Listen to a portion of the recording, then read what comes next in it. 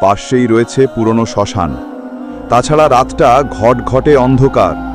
সেই জমিদার বাড়ি, ওখানে যাওয়ার সাহস নেই কারো।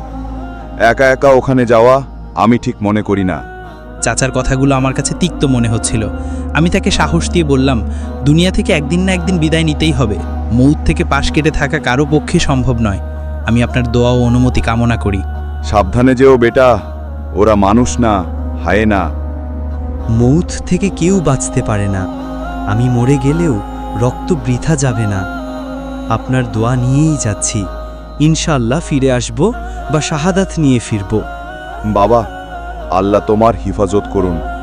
তুমি আমার বন্ধুর ছেলে, আমার আপন। এসব উপদেশ দিয়ে তিনি আমাকে দোয়া করে বিদায় দিলেন। আমি আধারে মিলিয়ে গেলাম। পরবর্তী পর্বে জমিদার বাড়ির অভিশপ্ত প্রাসাদে এবং এক মহিষীর সাথে দেখা।